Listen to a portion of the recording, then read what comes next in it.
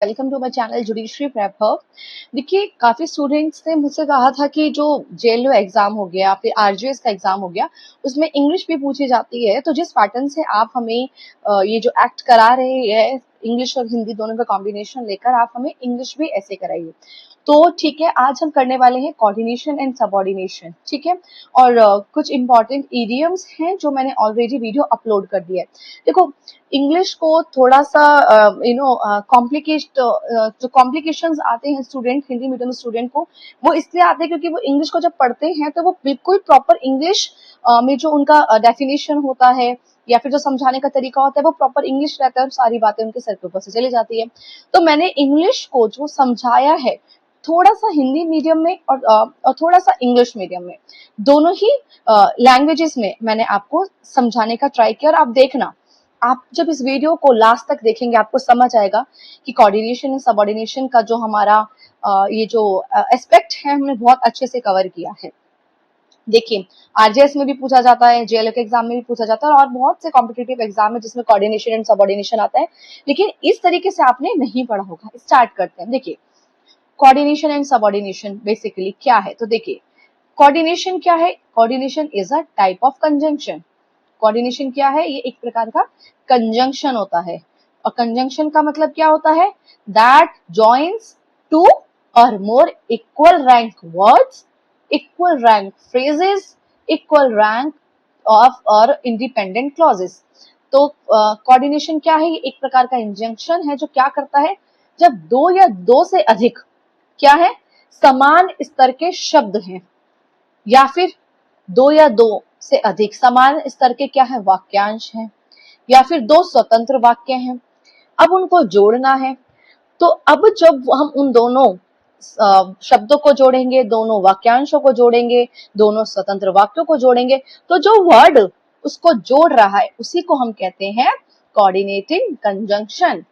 वो क्या वर्ड है, कोऑर्डिनेटिंग कंजंक्शन, याद रहेगा। अब देखिए, अब बात आती है सबऑर्डिनेटिंग कंजंक्शन क्या होती है। सबऑर्डिनेशन क्या है, वो भी एक तरीके का कंजंक्शन है, लेकिन वो क्या ज्वाइन कर रहा है, ये सबऑर्डिनेटिंग जो कंजंक्शन है ये ज्वाइन करता है main clause with a dependent clause. ठीक है, मेन क्लॉज को डिपेंडेंट क्लॉज के साथ जो वर्ड ज्वाइन करता है उसको बोलते हैं हम सबऑर्डिनेटिंग कंजंक्शन। इस आप एग्जांपल आगे समझेंगे, आपको समझ आने लगेगा। ठीक है, where one clause depends on the other for complete meaning। जब एक क्लॉज दूसरे क्लॉज पर डिपेंड है और जब भी हमारा एक कंप्लीट मीनिंग निकलेगा जब हम दोनों सेंटेंस को ज्वाइन कर देंगे, एक इंडिपेंडेंट क्लॉज को एक मेन का, एक डिपेंडेंट क्लॉज को और एक मेन क्लॉज को। ठीक है, तो सबऑर्डिनेशन भी क्या है, एक प्रकार का कंजंक्शन है, लेकिन जिस तरीके से कोऑर्डिनेशन दो स्वतंत्र वाक्य को जोड़ता है उसी तरीके से सबऑर्डिनेशन जो है वो मुख्य वाक्य को आश्रित वाक्य से जोड़ता है। याद रहेगा, जब दो स्वतंत्र वाक्य हैं उसको जो वर्ड जोड़ रहा है उसको हम बोल रहे हैं कोऑर्डिनेटिंग कंजंक्शन। लेकिन एक मुख्य वाक्य है और एक आश्रित वाक्य। आश्रित वाक्य मतलब जो कि मुख्य वाक्य पे आश्रित है, अकेले उसका कोई मीनिंग नहीं है। और जब इन दोनों सेंटेंस को हम जोड़ रहे हैं तो जो शब्द जोड़ रहा है उसको हम क्या बोलते हैं, सबऑर्डिनेशन। इतना याद रहेगा। अब देखिए, अभी कोऑर्डिनेशन जो वर्ड्स हैं इनको हम क्यों यूज कर रहे हैं, तो कोऑर्डिनेशन वर्ड को हम क्यों यूज कर रहे हैं, क्योंकि हमें ज्वाइन करना है, ऐड करना है दो इक्वल आइडियाज को। यहाँ पर ना तो कोई डिपेंडेंट है ना ही कोई आश्रित वाक्य है, दोनों ही जो सेंटेंसेस हैं, वर्ड्स हैं, इक्वल आइडियाज हैं। ठीक है, इक्वल इंपॉर्टेंस रखते हैं, दो बराबर इंपॉर्टेंस वाले आइडियाज को जोड़ना। ठीक है, इसलिए हम कोऑर्डिनेशन वर्ड्स को यूज करते हैं। अब देखिए, जो कोऑर्डिनेशन वर्ड्स हैं वो कौन कौन से हैं, तो कोऑर्डिनेशन वर्ड्स को आप इस ट्रिक से याद रखिए, फैन बॉयज। कोऑर्डिनेशन जो वर्ड्स होते हैं वो कौन से हैं, fan boys. F stand for. ठीक है, एफ क्या है यहाँ पर, फॉर। ए मतलब एंड, एन से क्या है हमारा, नॉर। बी क्या है हमारा, बट। ओ क्या है, और। वाई क्या है, येट। एस क्या है, सो। अब मेरी बात याद रखना, देखिए जो कोऑर्डिनेशन वर्ड्स हैं वो फैन बॉयज हैं। ठीक है, क्या है, फैन बॉयज। तो ये जो फैन बॉयज का मैंने आपको मीनिंग बताया है वर्ड्स को, जो मैंने एक्सप्लेन किया है कि एफ मतलब फॉर एंड, तो ये वर्ड्स अगर किसी भी सेंटेंस में यूज हो रहे हैं, दो अलग अलग दो सेंटेंसेस हैं, दो अलग अलग वर्ड्स हैं, उन दोनों को जोड़ा जा रहा है इन वर्ड से, तो हम कहेंगे यहाँ पे कोऑर्डिनेशन, जो कंजंक्शन है वो यूज हुई है। ठीक है, एग्जाम्पल। अब देखिए, हमें ये भी तो पता होना चाहिए ना हम एंड कब यूज करेंगे फॉर, क्योंकि क्वेश्चन जो बनते हैं एमसीक्यूज, आपको अगर आपने इससे पहले कोई कॉम्पिटिटिव एग्जाम दे रखा है तो आपको पता होगा कि वो इस तरीके से जो ऑप्शंस देते हैं, हमें लगता है चारों ही ठीक है। वो ऐसा क्यों लगता है चारों ही ठीक है? क्योंकि हमें क्रिस्टल क्लैरिटी के साथ पता नहीं होता है कि किस वर्ड को हम कब यूज करते हैं। जैसे कि एंड वर्ड है, अब हम जब हमारे सामने क्वेश्चन आएगा तो हमें लगेगा यहाँ तो एंड भी आना चाहिए, एंड भी सही लग रहा है, वहां पर हमें फॉर भी सही लग रहा है। लेकिन एक बात हमेशा याद रखना, एंड कब यूज होगा? अगर दो इंडिपेंडेंट क्लॉज हैं, दो इंडिपेंडेंट वर्ड्स हैं, उन दोनों को जोड़ना है हमें। ठीक है, तो एंड वर्ड से कब जोड़ेंगे? जब क्या है, दो सिमिलर बातें जोड़नी है, जब क्या है, दो सिमिलर इंफॉर्मेशन जोड़नी है। ठीक है, जैसे I went to court and I met the lawyer, मैं कोर्ट गया और वकील से मिला। ये दोनों बातें कैसी हैं? दोनों बातें सेम है ना। यहाँ पर कुछ ऐसा तो नहीं है ना कि हमारा जो एग्जाम्पल उसे देखने से लगे कि पहला जो सेंटेंस है वो तो कुछ और बात कर रहा है, दूसरा सेंटेंस कुछ और बात कर रहा है, ऐसा तो नहीं लग रहा ना। जब ऐसा होगा तो हम फिर कोई और वर्ड यूज करेंगे, वो मैंने आगे एग्जाम्पल में लिखे हैं। ठीक है, अब याद रहेगा। तो एंड कहां पर यूज करेंगे हम? जब हमें क्या है, दो सिमिलर बातों को जोड़ना है। जैसे कि आई वेंट, अब जैसे कहीं लिखा है I went to court dash I met the lawyer, अब आप यहाँ पर क्या लिखेंगे? एंड लिखेंगे, फॉर लिखेंगे, बट लिखेंगे, क्या लिखेंगे? पहली बात तो आपको ये देखना है कि इसमें हम कोऑर्डिनेशन यूज करेंगे या सबऑर्डिनेशन। आपको समझ आ गया, ये कोऑर्डिनेशन है। कोऑर्डिनेशन क्यों है? क्योंकि दोनों ही, अगर हम सेंटेंस देख रहे हैं, दोनों ही इंडिपेंडेंट है। कोई भी सेंटेंस इस किसी दूसरे सेंटेंस पर क्या है, डिपेंड नहीं है। कोई भी क्लॉज दूसरे क्लॉज पर डिपेंड नहीं है। जैसे कि देखो, डिपेंड नहीं है इसका मतलब ये कि अगर हम उसकी हिंदी मीनिंग निकाले तो वो पूरा मीनिंग लगेगा। ठीक है, जैसे कि आई वेंट टू कोर्ट, मैं कोर्ट गया, ये अपने आप में पूरा सेंटेंस है। ठीक है, फिर मैंने देखा आई मेट द लॉयर, मैं वकील से मिला, ये भी अपने आप में क्या है, एक पूरा सेंटेंस है।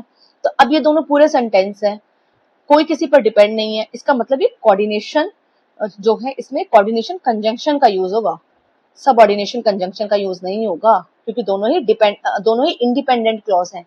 किसी को किसी भी इसमें से कोई भी क्लॉज एक दूसरे पर क्या है, निर्भर नहीं है। अब हमने देख लिया यहाँ पे कोऑर्डिनेशन यूज होगा, कंजंक्शन। फिर हम देखा कोऑर्डिनेशन जो कंजंक्शन है उसमें फैन बॉयज आता है।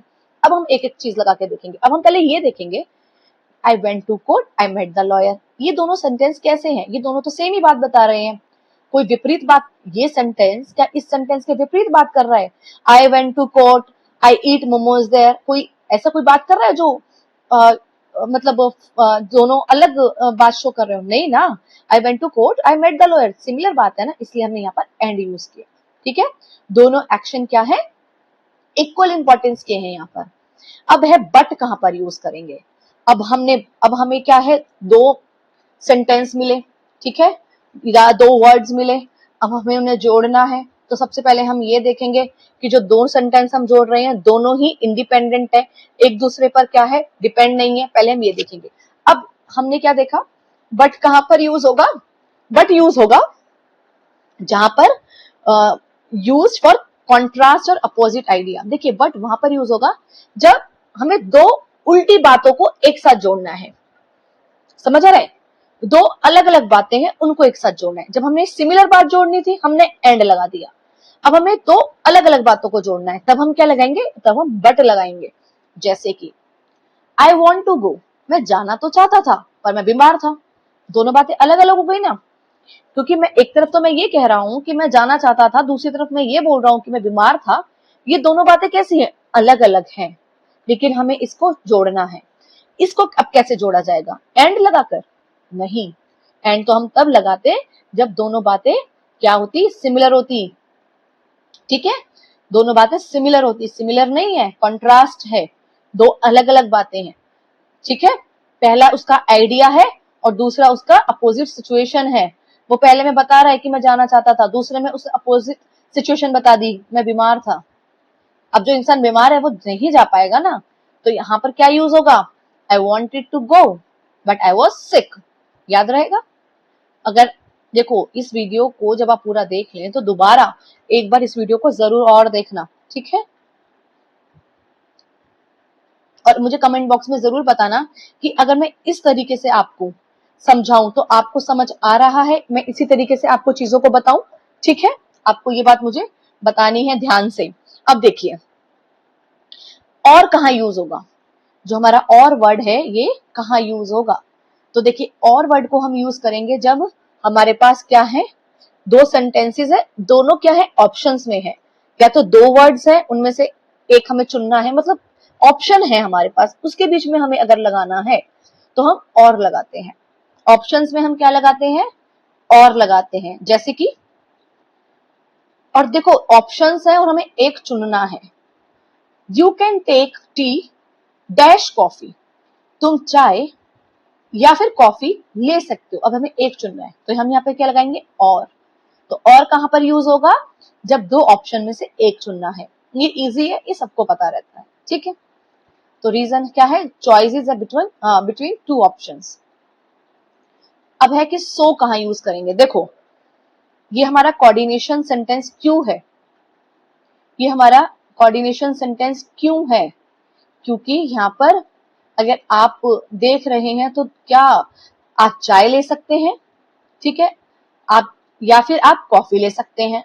दोनों सेंटेंस अपने आप में पूरा कंप्लीट मीनिंग दे रहे हैं ना, एक दूसरे पर डिपेंड तो नहीं है। इसीलिए ये कौन सा हमारा कंजंक्शन इसमें यूज होगा, कोऑर्डिनेशन, क्योंकि ये एक दूसरे पर क्या है, आश्रित नहीं है। जहां पर दोनों सेंटेंस फ्री हो गए, कोऑर्डिनेशन हमें कोऑर्डिनेशन कंजंक्शन लगाना है, ये बात याद रखना। उसमें से भी फिर हमें फैन वॉइस अपने माइंड में याद रखना है और फिर हम एक एक करके ऑप्शंस जो है उसके अप्लाई करेंगे। कि हमने पढ़ा एंड कहाँ यूज हो रहा था, जब दोनों सिचुएशन सेम हो, ठीक है। फिर हमने पढ़ा बट कहाँ यूज हो रहा था, दोनों सिचुएशन अलग हो। फिर हमने पढ़ा ओ में हमने पढ़ा कि जो और है उसमें क्या है, जब हमारे पास ऑप्शंस है और एक चुनना है तो हमने और यूज किया, ठीक है।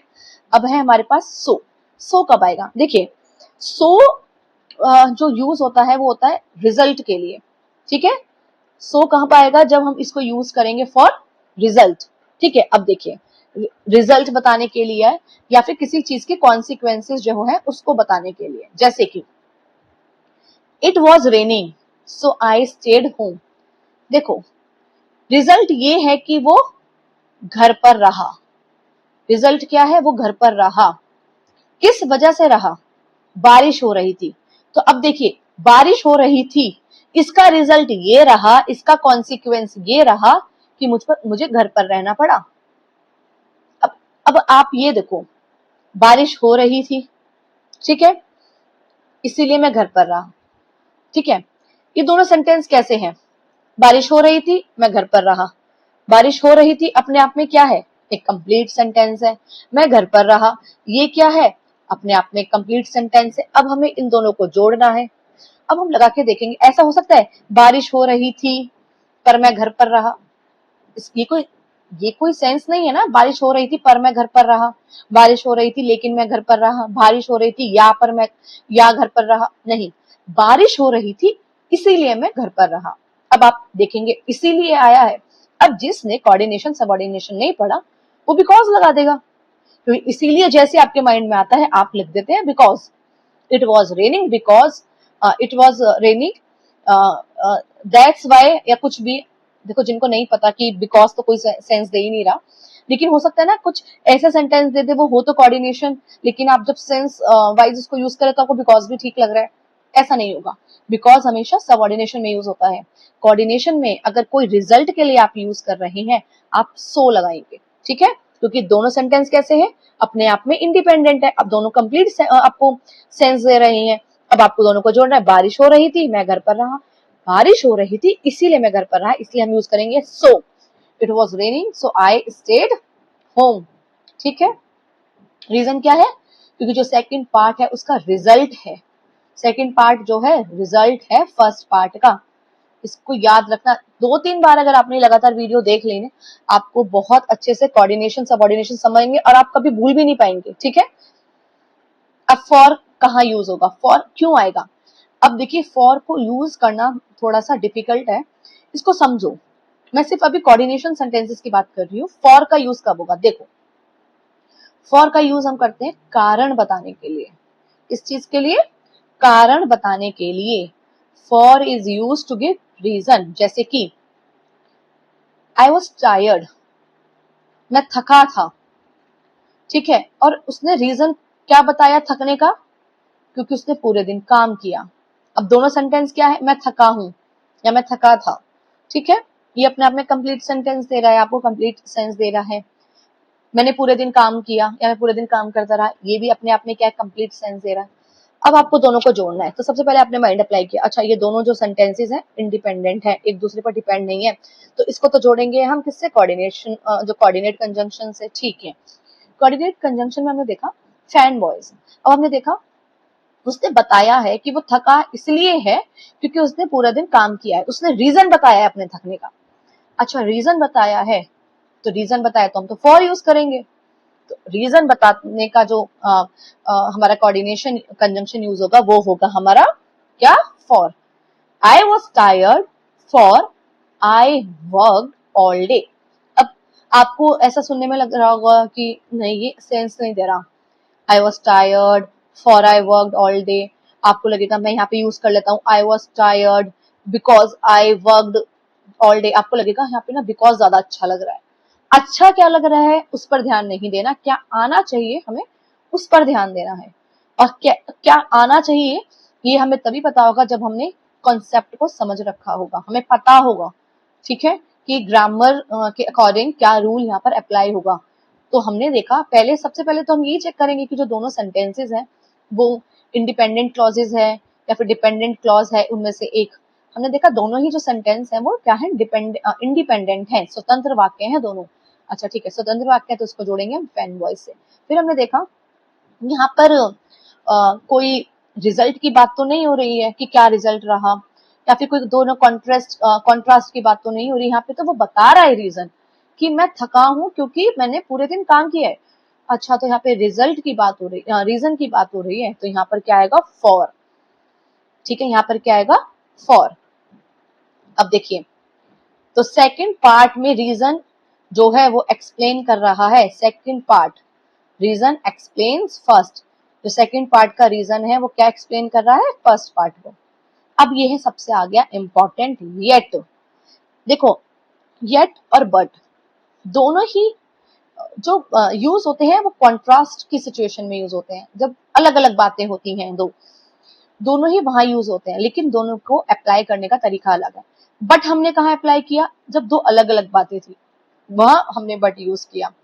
लेकिन हमने येट का यूज वहां करेंगे जहां पर किसी चीज की कोई आपको उम्मीद है उसके खिलाफ बात होती है, ठीक है, कोई आपको उम्मीद है और उसके खिलाफ बात होती है, तब हम करते हैं येट का यूज। अब देखिए, ही is rich yet he is unhappy. क्योंकि ये एक परसेप्शन होता है कि जो इंसान अमीर है वो खुशहाल ही होगा, वो क्या होगा? खुश ही होगा। लेकिन वह अमीर है और खुश भी नहीं है। पहली बात हमने ये देखा कि ये दोनों सेंटेंस कैसे हैं? ही इज रिच, वह अमीर है, ये कैसा है? ये एक इंडिपेंडेंट हमारा क्लॉज हो गया।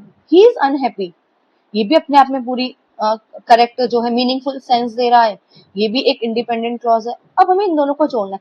पर हमने देखा ही is rich he is unhappy, ये तो एक ऐसी चीज हो गई जिसको हम एक्सपेक्ट नहीं कर सकते हैं, एक अनएक्सपेक्ट कॉन्ट्रास्ट है।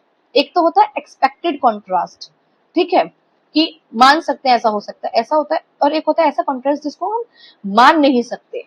तो जिस कॉन्ट्रास्ट को हम मान नहीं सकते वहां पर येट यूज होता है। I hope you are getting my point, ठीक है। तो देखिए अपोजिट एक्सपेक्टेशन है, he is rich yet he is unhappy. अब ये आपको याद रहेगा। अब देखिए नॉर, नॉर का यूज कहाँ होगा? देखिए नॉर का यूज होता है हमेशा जब कोई नेगेटिव कॉन्टिन्यूएशन हो। कहाँ यूज होता है? जब कोई नेगेटिव कॉन्टिन्यूएशन हो। इसको हम बोलते हैं ना तो ये ना तो वह, ना तो यह ना तो वह। Example, he does not read nor does he right. अब देखिए, सबसे पहले तो हमें ये पता होना चाहिए कि नॉर को हम यूज कहाँ कर रहे हैं।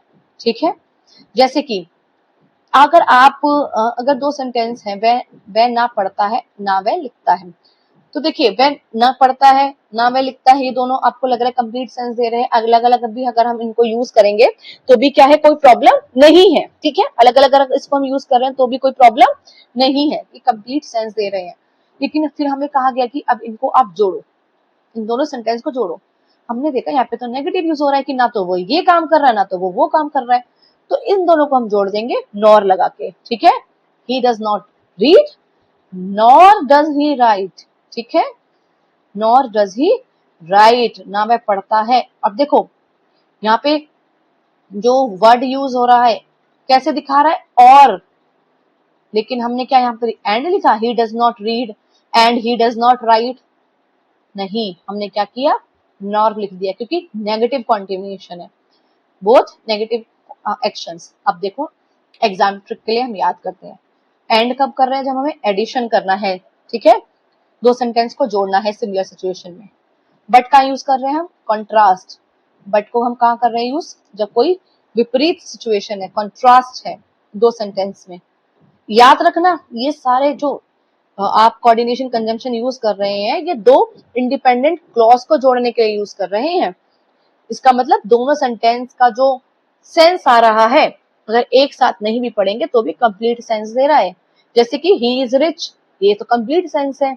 ही इज अनहैप्पी, ये भी एक कंप्लीट सेंटेंस है, लेकिन दोनों को जोड़ना है तो हमें माइंड में तुरंत लाना है, अरे तो दोनों हमारे इंडिपेंडेंट क्लॉज है, तो कोऑर्डिनेशन कंजंक्शन से जुड़ेंगे, और कोऑर्डिनेशन कंजंक्शन से जुड़ेंगे तो हमें ये देखना है कि फिर अप्लाई करेंगे हम फैन बॉयज में कि क्या क्या इसमें हो सकता है। तो एंड हम कहाँ कर रहे हैं, जब हमें कोई चीज ऐड करनी है। बट कहाँ कर रहे हैं, कॉन्ट्रास्ट। बट और येट में कंफ्यूज नहीं होना, येट जब है जब अनएक्सपेक्टेड कॉन्ट्रास्ट है, और हमेशा चॉइस के लिए होता है। अब देखो सो और फोर को हमेशा याद रखना, सो को ऐसे याद रखो, सो रिजल्ट। ठीक है, जब कोई रिजल्ट आ रहा है किसी चीज का तो हम उसको क्या बोलेंगे, सो। और जो किसी रीजन की वजह से आप किसी कोई रीजन है, तो दो सेंटेंस को किससे ऐड करेंगे, फॉर से। बाकी नॉर आपको बताइए जब नेगेटिव कॉन्टिन्यूएशन है। एंड जोड़ने के लिए बट का यूज होता है जब दो सेंटेंस में विरोध हो, और का यूज होता है जब दो सेंटेंस विकल्प के तौर पर हो। सो का यूज तब होता है जब दो सेंटेंस हैं और परिणाम के साथ दिख रहे हैं। फॉर का यूज होता है जब दो सेंटेंस है, एक में उसका कारण बताया जा रहा है। येट का यूज होता है जब दो सेंटेंस है और दोनों ही अनएक्सपेक्टेड कॉन्ट्रास्ट बता रहे हैं। नॉर का यूज होता है कि दोनों ही जो सेंटेंस है नकारात्मक है। फॉर का मतलब क्या होता है, क्योंकि। एंड का मतलब होता है और। नॉर का मतलब होता है ना तो ये है ना तो ना ही वह। बट का मतलब क्या होता है, लेकिन। और का मतलब होता है या। ठीक है, येट का मतलब होता है फिर भी, जैसे वो अमीर है फिर भी खुश नहीं है। ठीक है, वो अमीर है फिर भी खुश नहीं है। और सो का यूज होता है इसीलिए, याद रहेगा। तो हमने कोऑर्डिनेशन क्या किया है, यूज कर लिया है। मैंने आपको एक और बात बताया था, सो के लिए हमने क्या यूज किया, जब रिजल्ट, मैं थक गई। ठीक है, मैं थक गई क्योंकि मैंने पूरे दिन काम किया, क्योंकि। ठीक है, यहाँ पर क्या बता रहा है, रीजन बता रहा है, मैं क्यों थक गई, क्योंकि मैंने पूरे दिन काम किया, इसलिए यहाँ पे फॉर का यूज आ रहा है। और रिजल्ट के लिए हमने क्या यूज किया, इसीलिए, ऐसा इसलिए हुआ। ठीक है, आप एक बार इसका एग्जाम्पल देख लो, सो का। रिजल्ट के लिए बारिश हो रही थी इसीलिए मैं घर पर रहा। ठीक है, अब कोऑर्डिनेशन कंप्लीट। अब हम करते हैं सबऑर्डिनेशन। देखिए, सबऑर्डिनेशन इंग्लिश, राइटिंग और एग्जाम में हम हमेशा क्या करते हैं, रीजन, टाइम, कंडीशन, पर्पस और कॉन्ट्रास्ट को जोड़कर बोलते हैं। हम हमेशा ये तो करते हैं ना, इंग्लिश राइटिंग करते हैं या कुछ लिखते हैं एग्जाम में, तो जो रीजन होता है, टाइम होता है, कंडीशन, इन सबको हम सेंटेंस के जो है साथ जोड़कर ही बोलते हैं। तो जब हम दो आइडियाज को जोड़ने के लिए जो कंजंक्शन यूज करते हैं वो हमारा होता है सबऑर्डिनेशन। ठीक है, इसमें क्या है, दो इंडिपेंडेंट क्लॉज नहीं है, दो सेंटेंस इंडिपेंडेंट नहीं है, ठीक है। सबऑर्डिनेशन क्यों है, सबऑर्डिनेशन का यूज इसलिए आ रहा है क्योंकि जो मेन सेंटेंस के साथ यहाँ पर डिपेंडेंट आइडियाज भी जुड़े हुए हैं, ठीक है। एक मेन सेंटेंस है और एक उसका डिपेंडेंट क्लॉज है। जैसे कि अब देखिए, आपको ये बात तो पता चल गई कि कोऑर्डिनेशन कंजंक्शन में फैन बॉयज है, लेकिन सबऑर्डिनेशन जो कंजंक्शन होती है, ठीक है, इसमें काफी जो वर्ड्स होते हैं, जैसे कि समय के लिए हमें यूज करना होगा व्हेन, ये भी तो जो व्हेन है, व्हाइल है, बिफोर है, आफ्टर है, since, as soon as, till, until, ये सब क्या है, ये भी तो दो सेंटेंस को जोड़ते ही है ना। तो ये जो वर्ड्स है इनको हम सबऑर्डिनेटिंग कंजंक्शन कहते हैं, ठीक है। एक बात याद रखो, फैन बॉयज कोऑर्डिनेशन जो है कोऑर्डिनेटिंग कंजंक्शन है, बाकी बचा हुआ आप सबऑर्डिनेटिंग कंजंक्शन कह सकते हैं, लेकिन आपको पता होना चाहिए। जैसे कि देखो, व्हेन तो अगर आप देखें तो व्हेन का यूज जब हम कर रहे हैं, व्हाइल का यूज हम कर रहे हैं, बिफोर का यूज कर रहे हैं, after, since, as soon as, till, until, ये सब समय से ही तो रिलेटेड है। जैसे कि व्हेन का मतलब क्या होता है, जब, व्हाइल का मतलब क्या होता है, जबकि, बिफोर मतलब पहले, बता रहा है उससे पहले, बाद में, आफ्टर मतलब बाद में, सिंस मतलब कब से, एज सून एज जैसे ही, टिल अंटिल तक, तो ये सब समय से रिलेटेड है। ये भी दो जो है सेंटेंस को आपस में जोड़ेंगे। कुछ वर्ड्स होते हैं जो रीजन बताते हैं, ठीक है, कारण बताते हैं। अब कारण बताने के लिए हमने अभी जैसे यहाँ पर तो हमने यूज किया बिकॉज, सिंस और एज, ठीक है। कारण बताने के लिए हमने क्या यूज किया सबऑर्डिनेटिंग कंजंक्शन में, बिकॉज, सिंस और एज। लेकिन अभी हमने कोऑर्डिनेटिंग जब कंजंक्शन पढ़ा तो कोऑर्डिनेटिंग कंजंक्शन में रीजन बताने के लिए क्या था, फॉर, रीजन बताने के लिए क्या था, for, I was tired, for I work all day, मैं थका था क्योंकि मैं थका था क्योंकि मैं पूरे दिन काम करता रहा। तो यहाँ पर क्या यूज हुआ है, फॉर का। यहाँ पर क्या आप यूज कर सकते हैं, सबऑर्डिनेशन में दिया हुआ है सिंस या एज या बिकॉज। आपको यहाँ पर अगर ऑप्शन में दिया जाता सिंस एज, मैं आपको अभी एग्जाम्पल भी बताती हूँ। देखो, अगर यहाँ पे दिया जाता आई वॉज टायर्ड और फिर लिखा जाता फॉर, लिखो, फॉर यूज होगा या फिर सिंस यूज होगा या फिर एज यूज होगा, तो आप कंफ्यूज हो जाते, आप क्या करते लगाकर I was tired as I worked all day, आपको लगता है हाँ ये ठीक लग रहा है, ये सेंस बना रहा है क्योंकि एज वर्ड इसमें ठीक लग रहा है सुनने में, फिर आप लगाते since, I was tired since I worked all day. ऐसे नहीं होगा, ऐसे ही सोच के अप्लाई नहीं करना है। सबसे पहले आपको ये देखना है कि क्या ये जो दोनों सेंटेंसेस है वो इंडिपेंडेंट है, और जैसे ही आपको क्लियर हो गया इंडिपेंडेंट है, दो ऑप्शन आपके ऑलरेडी गए। अब आपको चूज करना है फैन बॉयज में से, ठीक है। तो अब वापस आ जाते हैं हम सबऑर्डिनेटिंग कंजंक्शन में, जो हम रीजन पढ़ रहे थे। कोऑर्डिनेशन कंजंक्शन में रीजन के लिए क्या यूज कर रहे हैं हम, फॉर। कोऑर्डिनेटिंग कंजंक्शन में रीजन के लिए हम क्या यूज कर रहे हैं, फॉर। लेकिन सबऑर्डिनेटिंग कंजंक्शन में रीजन के लिए हम क्या यूज कर रहे हैं, बिकॉज, इसका मतलब होता है क्योंकि, सिंस, चूंकि, एज, क्योंकि। लेकिन इसमें कहा वर्ड कैसे यूज होगा हम आगे देखेंगे। फिर है कंडीशन वाले सेंटेंसेस को अगर आपको जोड़ना है, शर्त वालों को, तो जो शर्त वाले हैं उस पर क्या यूज करेंगे आप, इफ यूज कर सकते हैं। इफ का मतलब होता है अगर। फिर होता है हमारे कंडीशन वाले जो सबऑर्डिनेटिंग कंजंक्शन है, अनलेस, जब तक नहीं। हम बोलते हैं ना कि जब तक वो नहीं आ जाता मैं घर नहीं जाऊंगी, ठीक है। अब ये जब तक नहीं है, इसके लिए हम क्या यूज करेंगे, अनलेस। उसके लिए क्या करेंगे, अनलेस। और देखो, जब तक नहीं ये हमारी कंडीशन है, जब तक नहीं, अनलेस। और अंटिल क्या होता है, ये समय के साथ आता है, ऐसे याद रखना। जैसे कि जब तक, अब देखो टी से क्या होता है, टाइम, ठीक है। अंटिल में टी यूज हो रहा है ना, अनलेस में तो टी यूज नहीं हो रहा, अंटिल में टी यूज हो रहा है। तो ये याद रखना, जैसे ही टाइम आएगा तो आपको अंटिल लगाना है या टिल लगाना है, ठीक है। वेट, और जैसे ही क्या आएगा, कंडीशन वाला सेंटेंस आएगा तो आपको अनलेस लगाना है। क्या लगाना है आपको, अनलेस लगाना है, जब तक नहीं, ठीक है। और प्रोवाइडेड दैट का मतलब होता है यदि। अब आते हैं हम कंट्रास्ट पे। देखो कंट्रास्ट हमने कोऑर्डिनेटिंग कंजंक्शन में भी पढ़ा था। कंट्रास्ट हमने क्या था, कंट्रास्ट को हमने पढ़ा था ना, कोऑर्डिनेटिंग कंजंक्शन में भी तो कंट्रास्ट पढ़ा था, लेकिन उसके लिए कौन से वर्ड थे, बट और येट। लेकिन जब हम सबऑर्डिनेटिंग कंजंक्शन पढ़ रहे हैं उसमें हम कंट्रास्ट पढ़ रहे हैं, उसके लिए क्या वर्ड यूज हो रहा है, ऑल्दो, जिसका मतलब होता है हालांकि, दो यद्यपि, इवन दो फिर भी, वेयर एज जबकि। तो इसका मतलब ये है जो पहला सेंटेंस है और जो दूसरा सेंटेंस है वो कॉन्ट्रास्ट में है, और जो दूसरा सेंटेंस है वो पहले सेंटेंस के डिपेंडेंट है। ठीक है, मेन क्लॉज पर डिपेंड है दूसरा क्लॉज, इसीलिए हम इस ऑल दो इवन दो और वेयर एज को यूज कर रहे हैं।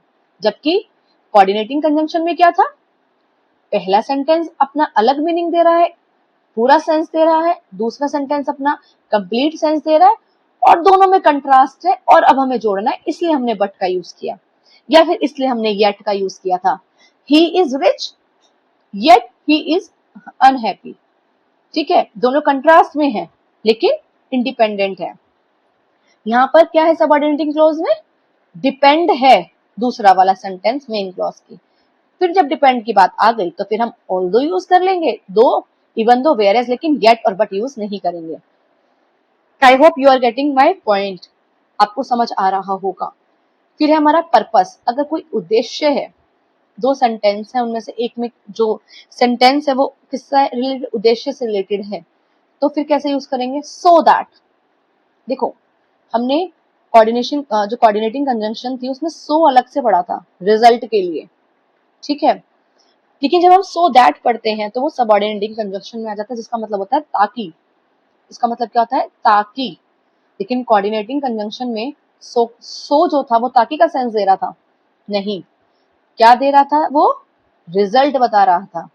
सो क्या सेंस दे रहा था, रिजल्ट का, कि बारिश हो रही थी इसीलिए मैं घर पर रहा, it was raining so I stayed home. So that नहीं आएगा, अब समझ आ गया, it was raining so that I stayed home, so that नहीं आएगा। क्यों, क्योंकि ये दोनों जो सेंटेंसेस हैं, it was raining I stayed home, ये इंडिपेंडेंट है, इसलिए हमने सो लगाया। और सो का यहाँ पर मतलब आ रहा है क्या, इसीलिए। जबकि जब हम सो दैट पढ़ रहे हैं, ठीक है, तो सो दैट का मतलब होता है ताकि। अब याद रहेगा, सो दैट का मतलब क्या है, ताकि। तो हम ऐसे थोड़ी ना बोलेंगे बारिश आ रही थी ताकि मैं घर पर था, नहीं। और एक होता है इन ऑर्डर दैट, इसका मतलब होता है इसीलिए कि, इन ऑर्डर दैट मतलब इसीलिए कि। फिर है अदर केसेस में, जहां पर ये सब नहीं है वहां पे आप दैट लगा सकते हैं की के लिए, वेदर यूज करते हैं क्या के लिए, एज इफ, मानो, एज इफ मतलब मानो, ठीक है, एज दो मानो। अब हम इसके एग्जाम्पल करते हैं, जैसे कि समय।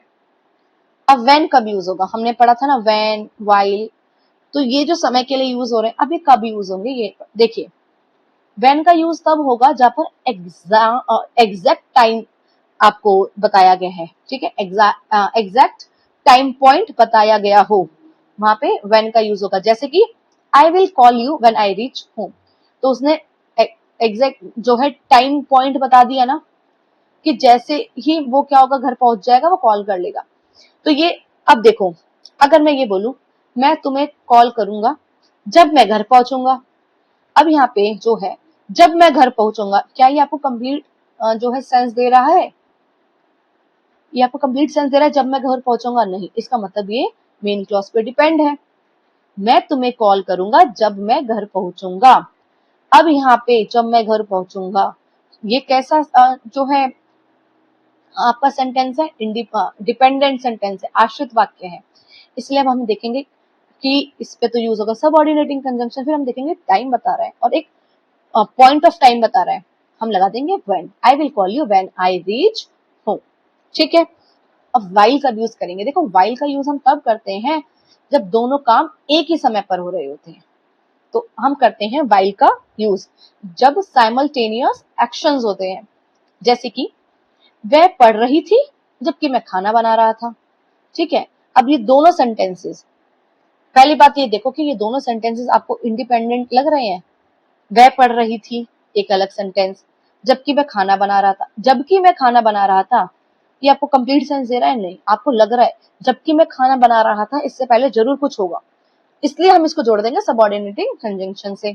तो she was reading while I was cooking. अब यहाँ पे दोनों चीजें एक साथ हो रही है, इसलिए हम लगाएंगे वाइल, वैन का यूज नहीं करेंगे, she was reading when I was cooking, when नहीं, ठीक है। फिर है बिफोर का यूज करेंगे। देखो बिफोर होता है कोई भी पहले होने वाली अगर एक्शन दिखाना है आपको, ठीक है, बिफोर यूज करेंगे। जैसे कि finish your work before you leave, तुम जाने से पहले काम पूरा करो, ठीक है। अब देखो काम पूरा करो जाने से पहले, अब इसमें हमें पता चल रहा है कि कंप्लीट सेंस नहीं दे रहा, तो सबऑर्डिनेट कंजंक्शन लगेगी। अब यहाँ पे वर्ड यूजर है पहले, फिनिश योर वर्क काम पूरा करो, और जाने से पहले बिफोर यू लीव, ये इजी है, ये आपको आता होगा। आफ्टर कब यूज करते हैं? जब सीक्वेंस मतलब कोई बाद में हुआ काम दिखाना है, बिफोर में पहले, आफ्टर में बाद में। We went out after the rain stop, वो क्या बता रहा है कि हम बाहर गए बारिश रुकने के बाद, ठीक है। तो वी वेंट आउट, हम बाहर गए, आफ्टर द रेन स्टॉप, ऐसे थोड़ी बोलेंगे बिफोर द रेन स्टॉप, बारिश रुकने से पहले ही फिर हम गए, नहीं, बारिश रुकने के बाद हम बाहर गए। फिर सिंस का यूज कब होता है? देखो सिंस का यूज होता है जब हमें स्टार्टिंग पॉइंट बता रहे हैं, कब से शुरू हुआ वो बता, कब तक हुआ ये नहीं बता रहे, कोई काम कब से शुरू हुआ, वहां पर हम लगाते हैं सिंस। तो सिंस आप याद रखेंगे स्टार्टिंग पॉइंट जब हम बता रहे हैं, जैसे कि मैं यहाँ 2010 से हूँ, आई हैव बीन देयर, मैं यहाँ 2010 से हूँ, I have been here since 2010, ठीक है, स्टार्टिंग पॉइंट। फिर हमारा एज सुन एज का यूज करते हैं हम, एज सुन एज यूज करते हैं जहां पर इमीडिएट एक्शन है, ठीक है, एक एक्शन के बाद तुरंत वाला हमें एक्शन चाहिए, मतलब जैसे ही तुम जाओ मुझे कॉल करना।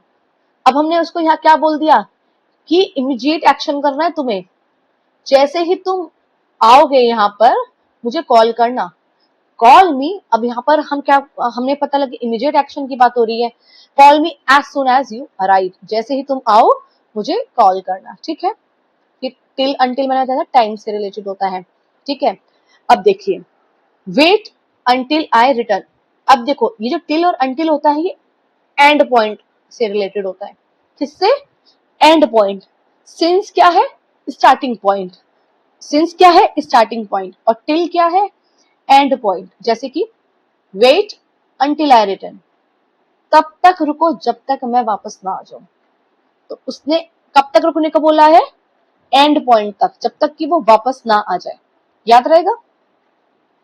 फिर है रीजन, ठीक है, एक रीजन हमने ऊपर पढ़ा था कोऑर्डिनेट कंजंक्शन में, ठीक है, एक रीजन हम यहां पढ़ रहे हैं सबऑर्डिनेटिंग कंजंक्शन में। अब है बिकॉज का यूज हम कब करेंगे? देखिए बिकॉज का यूज करेंगे हम यहाँ पे डायरेक्ट रीजन, ठीक है, डायरेक्ट रीजन या क्लियर कारण हो, वहां पे हम बिकॉज का यूज करेंगे। जैसे कि आई stayed home because it was raining, अब देखिए मैं घर पर रहा क्योंकि बारिश हो रही थी। अब आप देखिए यहां पर जब हमने ऊपर सेंटेंस पढ़ा था वहां पर हमने सो पढ़ा था ना, देखिए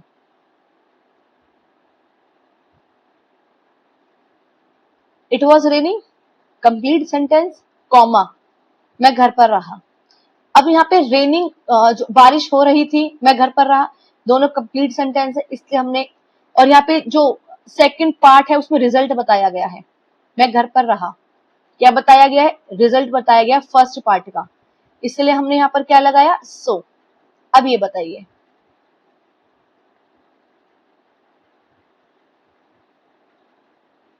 अब यहाँ पर वो क्या बोल रहा है?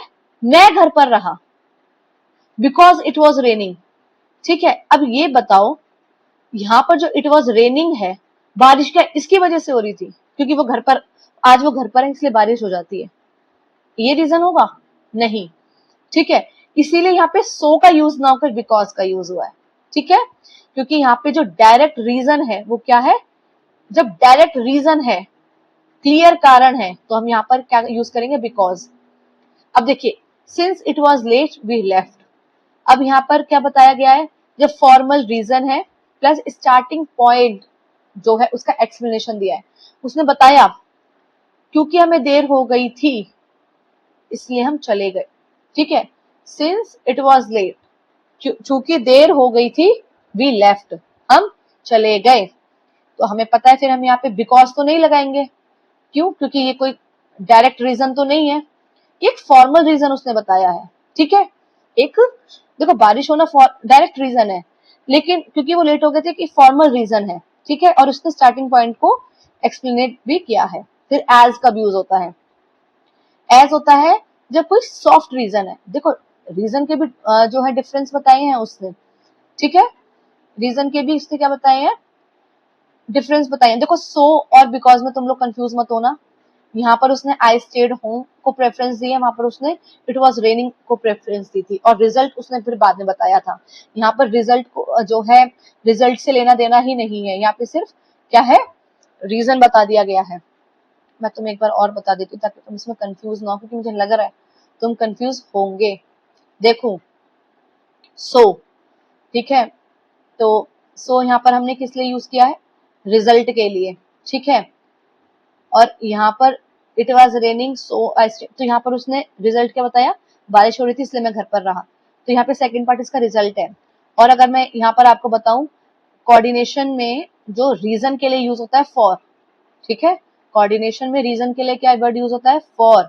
जबकि सब ऑर्डिनेशन में रीजन के लिए वर्ड यूज होता है बिकॉज, सिंस और एज। और बाकी दो इंडिपेंडेंट क्लॉज है, ये तो सबसे बड़ी आपको पहचान करनी है।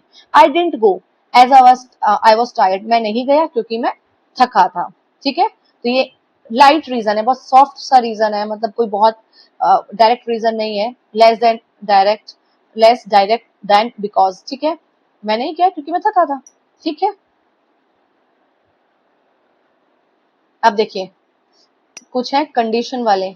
If you study you will pass. अब यहाँ पे जो कंडीशन है, अगर यह होगा तो यह होगा, ऐसी कोई चीज है तो वहां हम लगाएंगे इफ। जैसे कि अगर तुम पढ़ोगे तो पास हो जाओगे, ठीक है। अगर तुम पढ़ोगे तो पास हो जाओगे, तो ऐसे कंडीशन में हम इफ का यूज करते हैं। If you study you will pass, ठीक है। एक होता है अनलेस, ये नेगेटिव कंडीशन होती है, अगर नहीं किया तो ये रिजल्ट ये होगा।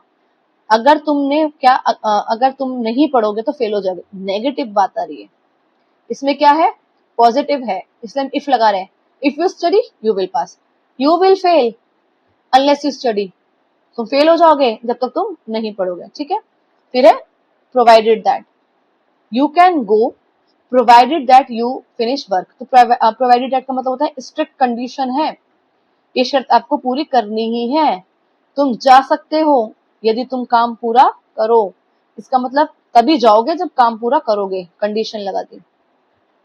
फिर है कॉन्ट्रास्ट के लिए। अब देखो ये कॉन्ट्रास्ट वाला हमने वहां पे पढ़ा था, बट ये यहाँ पे कॉन्ट्रास्ट के लिए ऑल्दो, जैसे कि although he is poor he is honest, हालांकि वह गरीब है। देखो अगर ऐसा होता he is poor he is honest, और कहा जाता है इसको ऐड करो, तो देखो ये दोनों चीजें कैसी थी, कॉन्ट्रास्ट में थी, तो हम बट का भी लगा सकते थे यूज।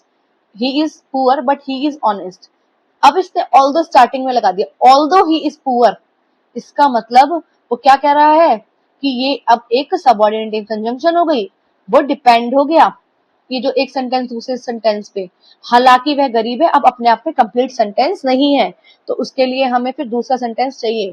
तो क्या होगा वो? हालांकि वह गरीब है फिर भी ईमानदार है, ठीक है। तो ये एक क्या है कॉन्ट्रास्ट, कैसा? ये एक्सपेक्टेड रिजल्ट के अपोजिट आइडिया है, ठीक है। क्योंकि सबको ये लगता है ना कि अगर गरीब है तो फिर ईमानदार नहीं होगा, बेईमान होगा, तो एक्सपेक्टेड जो रिजल्ट है उसके अपोजिट आइडिया है, इसलिए कॉन्ट्रास्ट में दो का यूज होता है।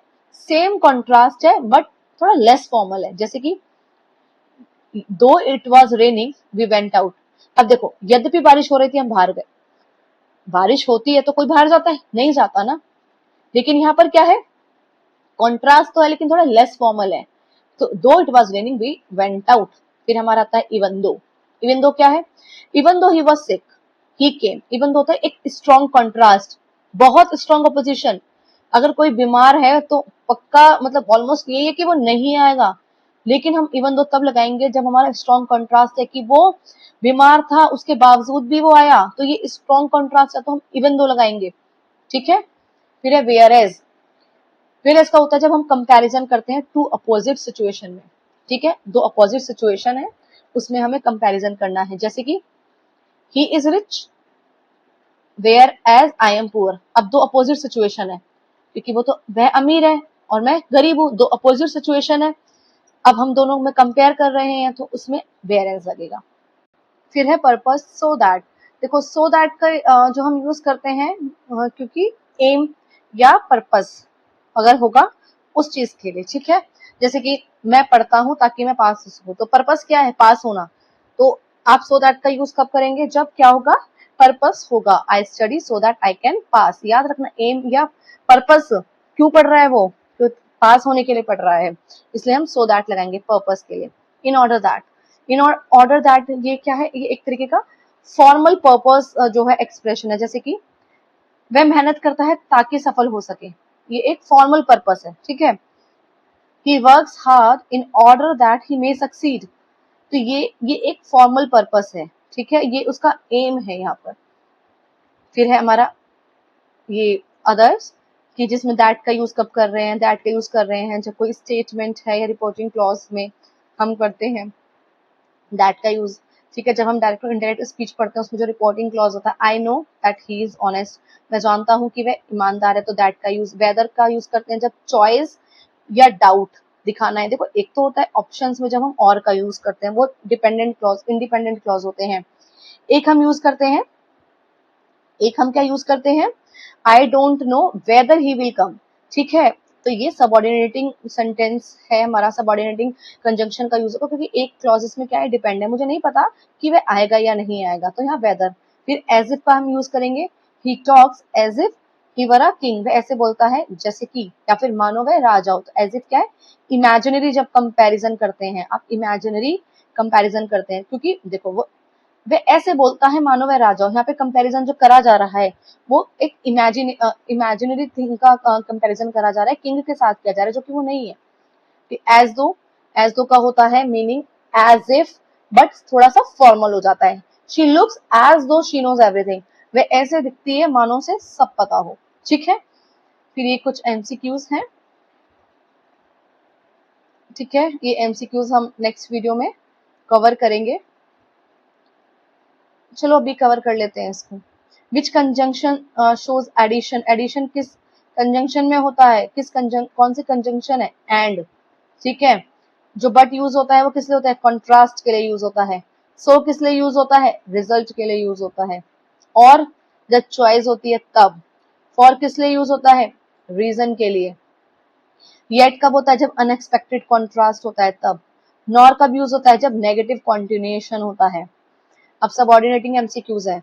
सबऑर्डिनेटिंग कंजंक्शन कौन सी है इसमें से, एंड नहीं है, बट नहीं, बिकॉज है। ठीक है, फिर सबऑर्डिनेट जो सबऑर्डिनेट क्लॉज होता है उसका मतलब क्या होता है, उसमें एक क्या होगा, डिपेंडेंट सेंटेंस होगा। अब इसमें से करेक्ट सेंटेंस निकालिए, I went home because I was tired. ठीक है, अब ये हमारा क्या है, ये करेक्ट सेंटेंस है। ऐसा हो सकता है I went home and I am tired and I tired because, ये तो सुनने में गलत है, because I went home I tired गलत, आई होम वेंट गलत, I went home because I was tired. ठीक है, तो ये बेसिकली हमने अपना कोऑर्डिनेशन एंड सबऑर्डिनेशन कंप्लीट कर लिया है। अगर आपको सच में ये समझ आया है और आपको बहुत इजी लग रहा है कि हाँ ठीक है, अब सबऑर्डिनेशन और कोऑर्डिनेशन में हमें प्रॉब्लम नहीं आएगी, तो एक अच्छा सा कमेंट जरूर कीजिएगा। और मैं नेक्स्ट वीडियो इंग्लिश में किस टॉपिक से रिलेटेड बनाऊं, आप वो भी कमेंट कीजिएगा। So that's all for today, bye bye, take care.